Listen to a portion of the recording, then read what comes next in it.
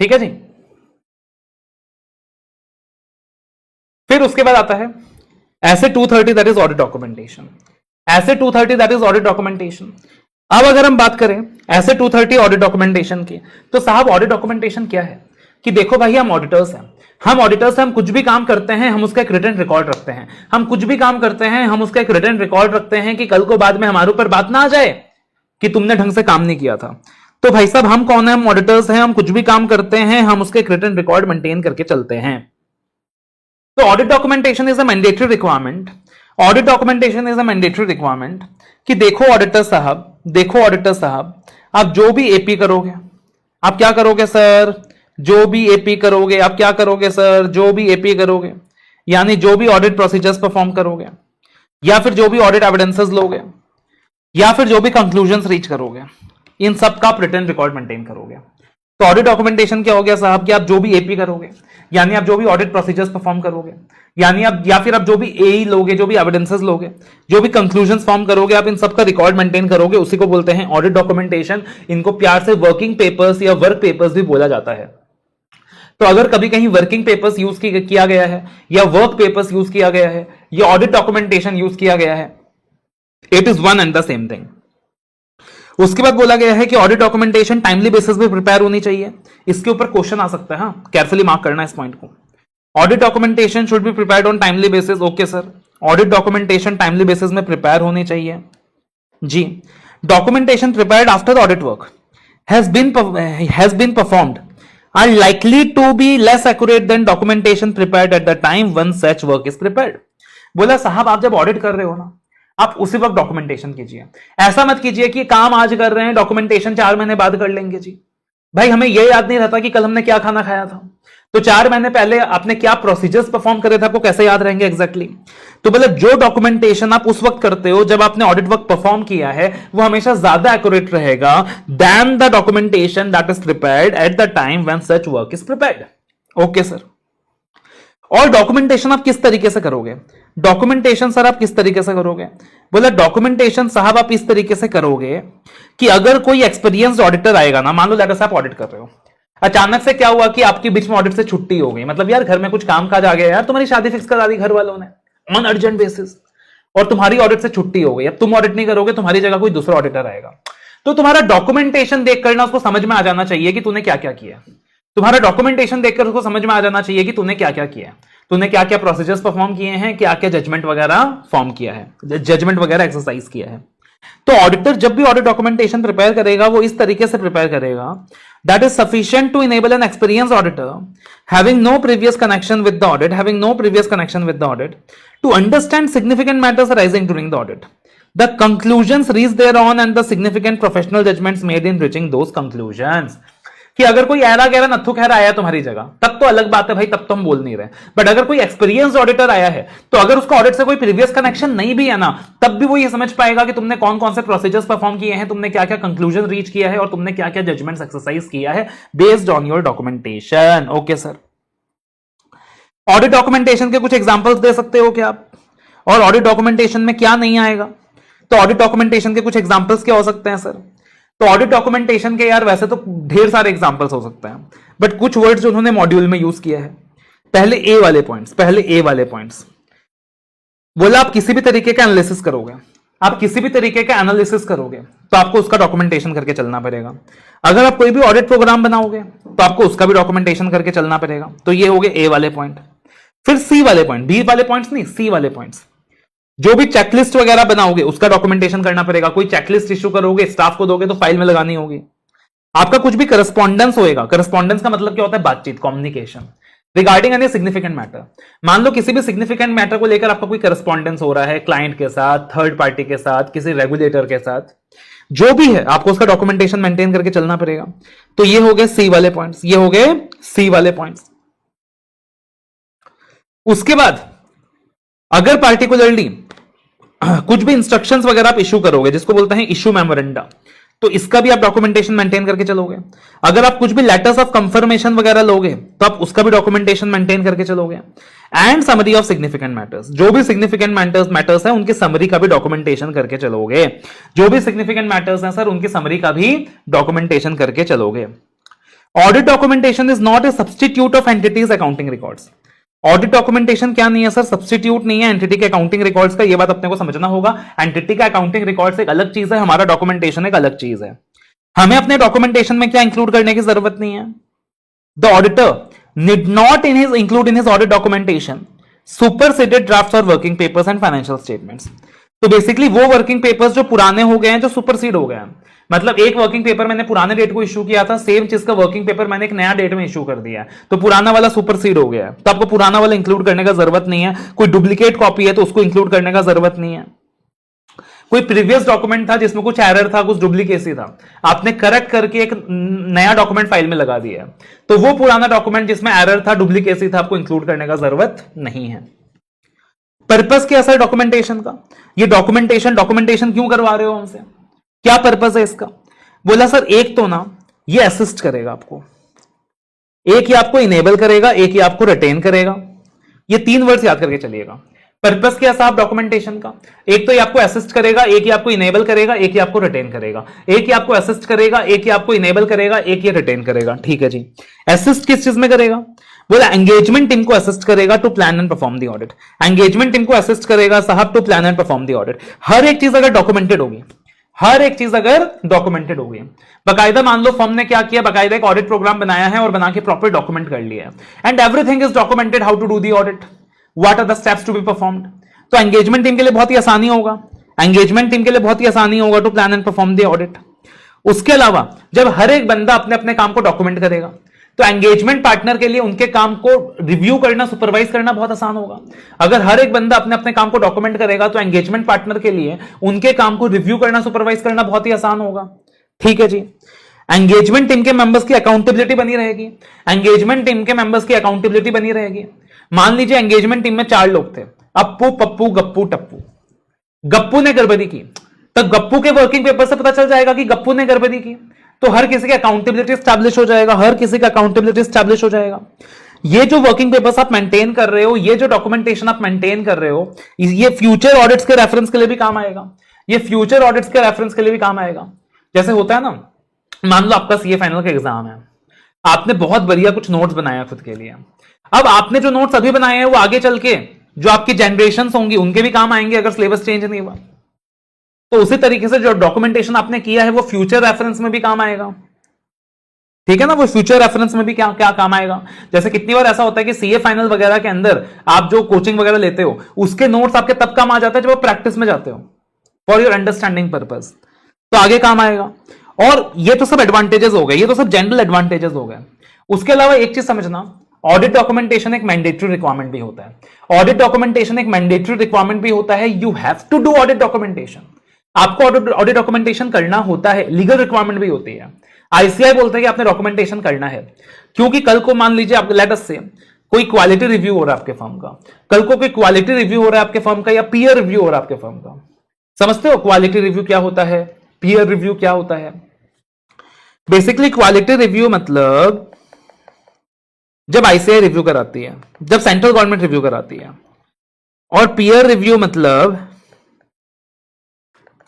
जब ICI review कराती है, या फिर हो सकता है कोई और एक्सटर्नल इंस्पेक्शन भी हो रहा हो। तो साहब जब भी वो इंस्पेक्टर्स आएंगे या जब भी रिव्यूअर आएंगे, जब भी वो इंस्पेक्टर्स आएंगे या वो जब भी रिव्यूअर आएंगे, वो सबसे पहले आपसे आके क्या मांगेंगे पता है?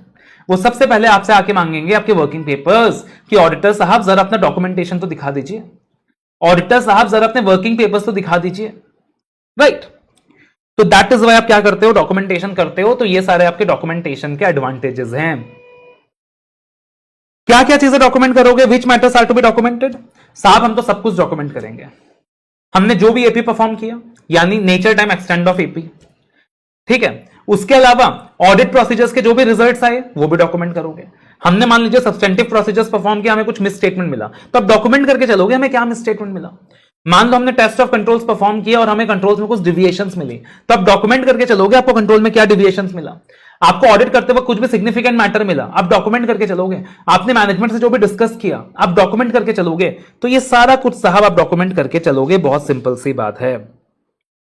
उसके बाद एक बहुत इंपॉर्टेंट क्वेश्चन आता है, स्पेशली सी एंटर के लिए बहुत इंपॉर्टेंट रहता है। What are the factors affecting the form, content and extent of documentation? What are the factors affecting the form, content and extent of documentation? CA inter के लिए बहुत इंपॉर्टेंट है, बट ऐसा नहीं है सीए फाइनल में नहीं आ सकता है, सीए फाइनल में भी ये क्वेश्चन आ सकता है. What are the factors affecting the form, content and extent of documentation? कि कौन से फैक्टर्स है जो अफेक्ट करेंगे form, content, extent of documentation? Logically एक फ्लो याद करके चलो. मान लो साहब आप रिलायंस का ऑडिट कर रहे हो. अब अगर आप रिलायंस का ऑडिट कर रहे हो तो डॉक्यूमेंटेशन ज्यादा करोगे कि कम करोगे? डॉक्यूमेंटेशन ज्यादा करोगे कि कम करोगे? सर ज्यादा करेंगे. क्यों ज्यादा करेंगे? Because of the size and complexity of the entity. Entity का साइज बहुत बड़ा है. ठीक है जी.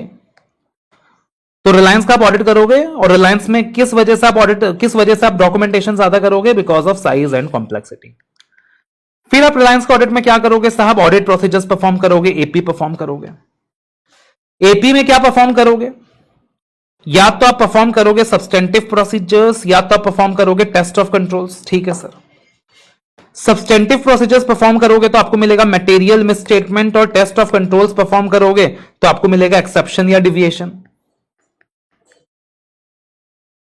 जैसे ही आपको ये एक्सेप्शन या डिविएशन मिलेगा, आप क्या करोगे सर?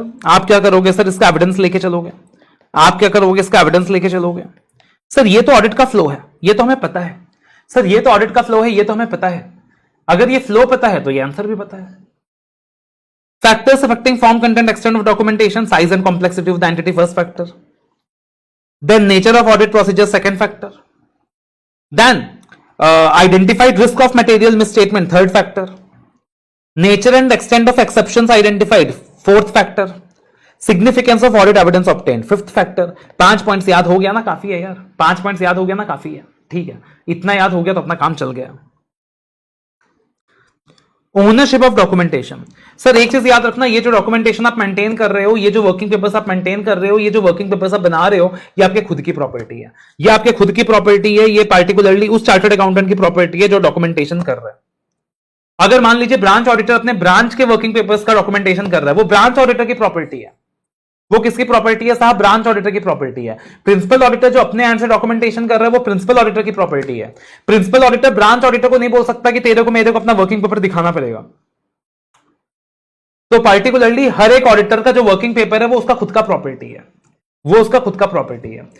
तो सर कोई थर्ड पार्टी अगर हमसे वर्किंग पेपर का एक्सेस मांग रहा है, हम देंगे क्या? बिल्कुल भी नहीं देंगे साहब, because rule of confidentiality violate हो सकता है. क्या वायलेट हो सकता है? रूल ऑफ कॉन्फिडेंशियलिटी वायलेट हो सकता है. ऐसे 200 के अंदर जब हमने एथिकल रिक्वायरमेंट्स देखा था तो उसके अंदर एक रिक्वायरमेंट क्या था? कॉन्फिडेंशियलिटी. तो थर्ड पार्टी अगर हमसे वर्किंग पेपर्स मांगे तो हम वर्किंग पेपर का एक्सेस बिल्कुल भी नहीं देंगे, बिकॉज सर कॉन्फिडेंशियलिटी वायलेट हो सकता है. अच्छा सर सुनो, हमसे ना क्लाइंट ही वर्किंग पेपर्स मांग रहा है, हमसे क्लाइंट ही वर्किंग पेपर्स की कॉपी मांग रहा है. हमसे क्लाइंट कह रहा है कि ठीक है, थर्ड पार्टी को तुम नहीं दे सकते थे वर्किंग पेपर्स क्योंकि कॉन्फिडेंशियलिटी कॉम्प्रोमाइज हो रहा था. लेकिन हमसे क्या नाराजगी है? हमको तो दे ही सकते हो. तो क्लाइंट अगर आपसे वर्किंग पेपर्स मांग रहा है तो क्लाइंट को दे सकते हो क्या? क्लाइंट आपसे वर्किंग पेपर्स मांग रहा है तो क्लाइंट को दे सकते हो क्या? तो देखो, आपकी मर्जी है.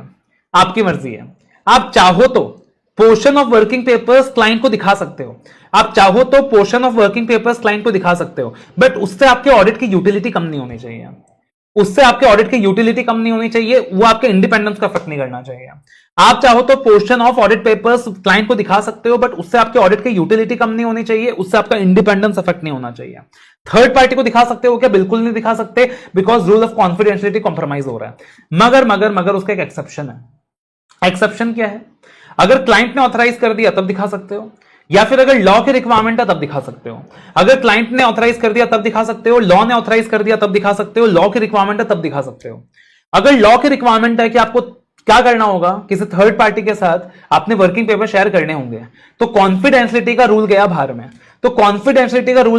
में. आप क्या बोलोगे? ठीक है भाई, अगर लॉ ऑथराइज कर रहा है, अगर लॉ की रिक्वायरमेंट है, तब तो मैं क्या करूंगा, अपने वर्किंग पेपर किसी के साथ शेयर कर सकता हूं, कोई दिक्कत की बात नहीं है.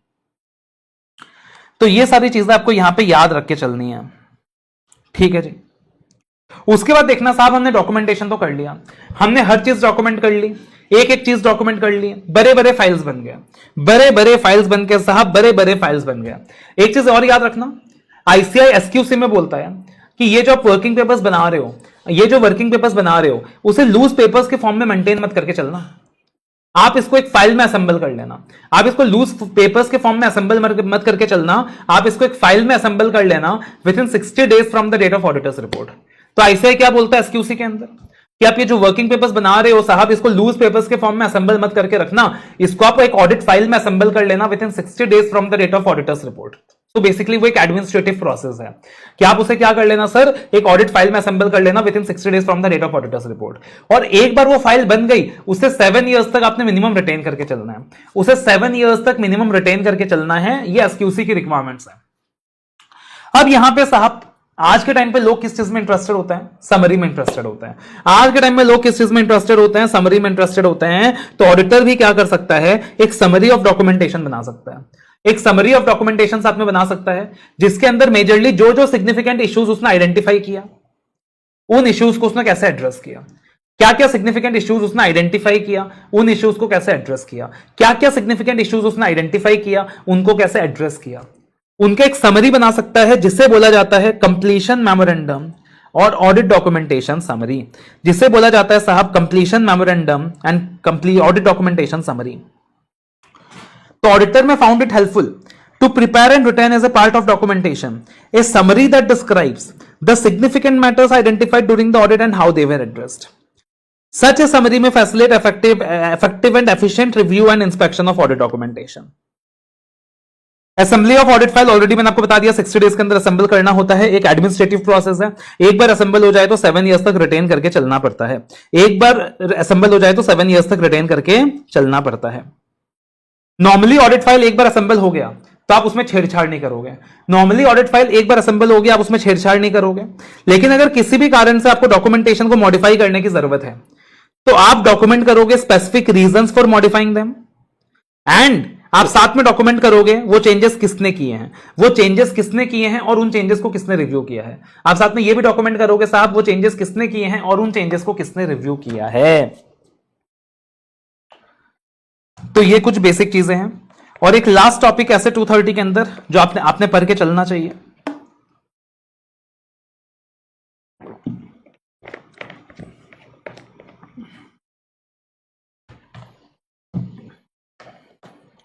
examples of documentation of professional judgments made were significant and serves to explain the auditor's conclusion and to reinforce the quality of the judgment। बोला सर आपने हमें एग्जांपल्स दे दो, एग्जांपल्स किस चीज के दे दो, of documentations of professional judgements made, जहां जहां आपने प्रोफेशनल जजमेंट्स एक्सरसाइज किए हैं, जहां सिग्निफिकेंट था, that serves to explain the auditor's conclusion and to reinforce the quality of judgement. तो लॉजिकली सोचो, सबसे पहले आप क्या क्या डॉक्यूमेंट करोगे, सबसे पहले आप उस मैटर के बारे में डॉक्यूमेंटेशन करोगे कि वो कौन सा मैटर था जिसमें सिग्निफिकेंट रिस्क अराइज हुआ। For example it was a matter related to revenue recognition, it was a matter related to revenue recognition और रेवेन्यू रिकॉग्निशन का मैटर था, वहां पे सिग्निफिकेंट रिस्क अराइज हुआ। रेवेन्यू रिकॉग्निशन का मैटर था साहब, वहां पे क्या हुआ, सिग्निफिकेंट रिस्क अराइज हुआ। ठीक है जी, तो आप डॉक्यूमेंट करके चलोगे कि it's a matter of revenue recognition, तो matter that give rise to significant risk. फिर आप बताओगे कि आपने क्या क्या प्रोसीजर्स परफॉर्म किया उसके रिगार्डिंग, आप उसका डॉक्यूमेंटेशन करके चलोगे। ऑडिट प्रोसीजर्स परफॉर्म किया तो क्या रिजल्ट्स आया, रिजल्ट्स का डॉक्यूमेंटेशन करके चलोगे। ठीक है, तो पार्टिकुलरली कौन सा मैटर था that give rise to significant risk, for example revenue recognition. फिर आपने क्या क्या ऑडिट प्रोसीजर्स परफॉर्म किया उसका डॉक्यूमेंट करके चलो, क्या क्या ऑडिट प्रोसीजर्स के रिजल्ट्स आए उसका डॉक्यूमेंटेशन करके चलो। ऑडिट प्रोसीजर्स परफॉर्म करते वक्त अगर कोई डिफिकल्टी आई उसके बारे में भी डॉक्यूमेंटेशन करके चलो, फॉर एग्जांपल क्लाइंट ने कुछ स्कोप में लिमिटेशन वगैरह लगा दिया तो।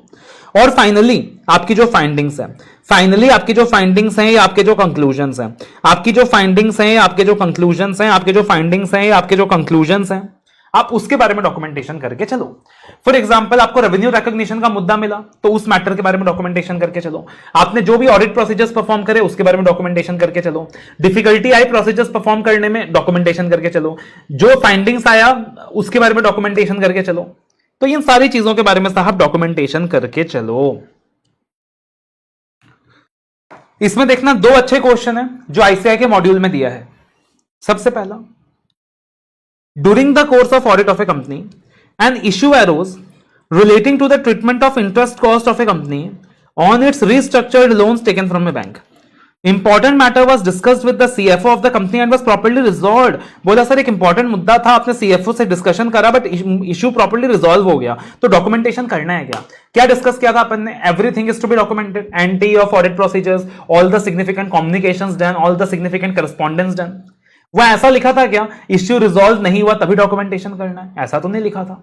इश्यू रिजॉल्व हुआ नहीं हुआ उससे फर्क नहीं पड़ता, आपने जो भी सिग्निफिकेंट डिस्कशंस करा है आपको डॉक्यूमेंटेशन करके चलना है कि आपने कौन से टॉपिक के बारे में डिस्कशन करा है, किससे डिस्कशन करा है, क्या क्या डिस्कशन करा है, ये सारी चीजें आपने डॉक्यूमेंट करके चलनी है। अगला क्वेश्चन बहुत अच्छा क्वेश्चन है, देखना क्या है। CA Sonali Morarka has completed audit of A listed company. Okay sir, However, assembly has not been done. Assembly इसने अभी तक नहीं किया है। Within 60 days from the date of auditor's report, assembly करनी होती है। Subsequently, she received a letter from a regulator. Regulator से चिट्ठी आ गया है साहब, चिट्ठी आई है, चिट्ठी आई है। In connection with audit of the company, requesting her to share the copy of audit file. Sonali ने तो audit file बनाया ही नहीं है, regulator से चिट्ठी आ गई है और पूछ रहे हैं कि चिट्ठी शेयर करो। अब सोनाली ने क्या किया? जल्दबाजी में ऑडिट फाइल असेंबल कर दिया, inserted some more papers than which were necessary. क्या बात है भाई, और उन्हीं पेपर्स में करंट डेट डाल दी है और copy of audit file regulator को भेज दिया। तो discuss the issues involve, discuss the issues involve. तो साहब सबसे पहले audit documentation, audit file, assembly of audit file कब तक करना होता है? Within 60 days from the date of auditors report. क्या within 60 days of the date of auditors report CA Sonali Morarka ने असेंबली किया? नहीं किया। एक जनरल ज्ञान वाली चीज डाल सकते हो, audit documentation on a timely basis helps to enhance the quality of work. Documentation prepared after the audit work is likely to be less accurate than documentation prepared at that time when the documentation was done. अब यहां पे जो किया है कि भाई 6 महीने बाद क्या किया है, बैक डेट से डॉक्यूमेंटेशन किया है, करंट डेट्स डाल दिए हैं, ये चीजें तो परमिसेबल ही नहीं है and it is putting a serious question mark on the quality of audit. It is actually putting a serious question mark on the quality of audit. तो ये सारी चीजें यहां पे आ जाएंगी। That is SA 230 audit documentation. क्या हो गया sir? SA 230 that is audit documentation. Very easy, very easy, very simple. ठीक है, तो एक बार ऊपर ऊपर से गो थ्रू